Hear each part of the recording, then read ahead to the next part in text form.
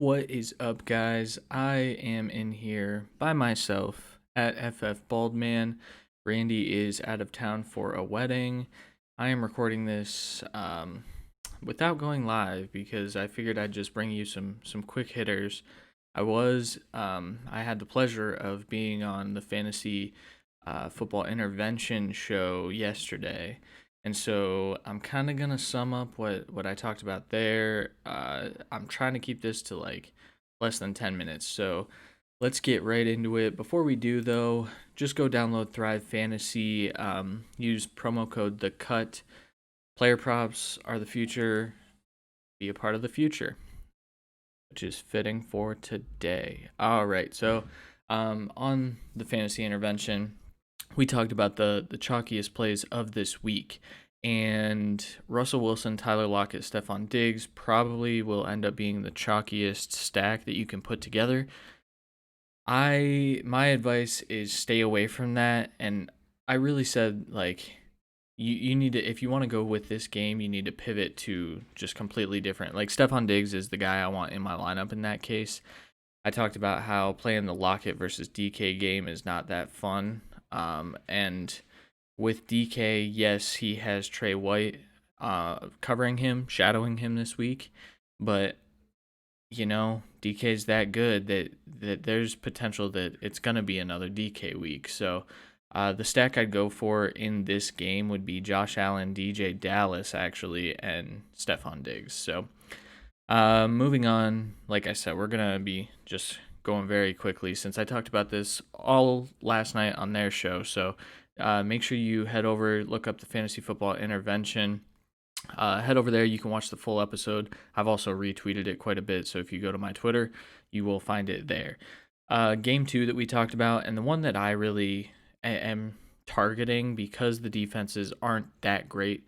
And this is the Chargers versus the Raiders. And so Justin Herbert, Keenan Allen has been one of the best stacks so far this year. That's something I most of my lineups have some form of this game, whether it's Keenan Allen naked, whether it's Justin Herbert naked. But if I was going with a stack, I do believe that the Raiders are going to win. So, like Randy would say if he was on here, Josh Jacobs should get a touchdown because they in most games that the Raiders win, Josh Jacobs is scoring touchdowns. So the stack I want here, Justin Herbert, Keenan Allen, Josh Jacobs. Now I did make a lineup with Chase over last night, and we actually went with the Derek Carr, Henry Ruggs stack. Played it back with Jacobs, Keenan Allen, and Justin Jackson. So this is, like I said, a game I want a lot of shares in, and it's a game that I'm going to have a lot of shares in.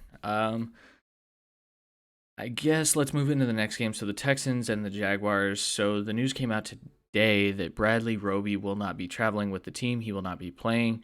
Start DJ Chark. DJ Chark is probably the biggest value play. If I was doing this show the way we normally do with Randy, he would have been one of my values. He probably wouldn't have been a smash, but DJ Chark, Will Fuller, Deshaun Watson, those are three guys I'd love to play. Randall Cobb, a little less Randall Cobb. Brandon Cooks I'm staying away from. Game 4 was the Chiefs versus the Panthers, and so I don't want to touch this game. And the reason being, McCaffrey could be a trap. The Panthers receivers could be a trap. Patrick Mahomes, while he might have to throw a lot, I'm not saying that the Panthers are an elite offense or anything like that, but I don't think that the game script is going to be completely favorable for the Chiefs. So Patrick Mahomes is a decent play. I'd probably do the stack with Travis Kelce, but I don't think I'd play it back, and that's the reason I don't have too many shares of this game. We talked about some defense running back stacks. So Clyde Edwards-Helaire and the Chiefs defense I didn't really like. James Conner and the Pittsburgh defense, yes, but I will acknowledge that, they might try to keep James Conner off the field after the Pittsburgh defense scores 3 touchdowns, so that stack might not work out for you. Derrick Henry and the Titans defense is the stack, running back defense stack that I want. I don't love Nick Foles, and that's basically that's basically it. And everyone knows how much I love Derrick Henry. So the other very enticing stack would be Chase Edmonds and the Arizona defense. Now, when I get off of here, and part of the reason I'm rushing through this is because I still haven't done my all 22 analysis of my start of the week, Chase Edmonds. So I'm going to look into that a little bit and see, I might do some Tua studying as well, because the Arizona defense could have a big day. They've been very good. And then other than that, the defense running back stacks weren't too enticing to me. Standalone chalk, Julio Jones. With Ridley out, the one time that's happened this year, Julio had less than 10 fantasy points, and Denver's been pretty good against receivers. I do know AJ Bouye is probably out, but Julio Jones isn't a guy I'm really targeting. DeAndre Hopkins at $1,000 more. It sounds crazy because of how much I love the Miami defense, but I think I want to play DeAndre Hopkins. I think Kyler Murray needs to have a security blanket, or he has a security blanket. His name is DeAndre Hopkins, and I think he's going to need to use it, is what I meant to say. So, I think Hop is a good play, even at his price point this week, which is lower than Christian McCaffrey, which makes no fucking sense. DeAndre Swift is a guy that's in nearly every one of my lineups. The dude is just vastly underpriced, undervalued. I think it's a get-right game for him. The only thing that concerns me, Minnesota is only giving up 24 fantasy points to opposing running backs this year, and knowing Matt Patricia, 12 to 15 of those will go to Adrian Peterson. But, if they don't, that's 24 points going to DeAndre Swift, and I'll take that all day of the week. Matt Breida is out. Patrick Laird is a guy, if you need a deep value at running back, Patrick Laird is 4,000, and I think he's going to get the most run out of these running backs. Because we saw it happen last year. David Montgomery at 5,700, a little bit of a cheaper option for you at running back, but that's not the tier that I'm looking at. So like the DeAndre Swift tier is what I would look at to go for a cheap running back. Deontay Johnson would have been my smash start of the week at 5,000 versus Dallas. Yes, I know I said that, the Steelers defense might score those 3 touchdowns, but if they don't, and if it's the Steelers offense that has to actually put the points up, Deontay Johnson is a target hog. He's averaging over 7 targets a game, 76 yards, and a touchdown. I don't comprehend the price point, especially when the only reason he hasn't been productive is because he's leaving games hurt.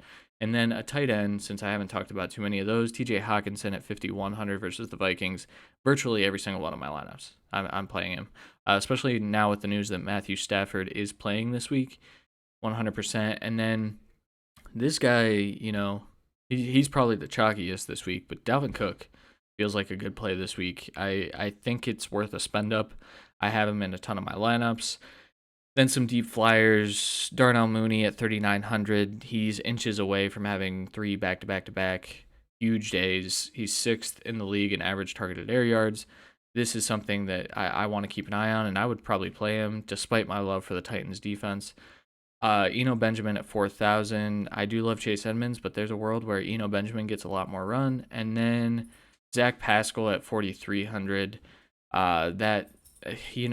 Against the Baltimore defense that's kind of banged up, like no one's going to be playing him. So he's a guy I'm really looking at. Remember, follow me at FFBaldman on Twitter. Follow The Cut at The Cut FFB. Follow Randy at Randy_Paul71. I think that sounds right. Next week we'll be back at you with an actual 30-minute episode. So we'll see you guys then.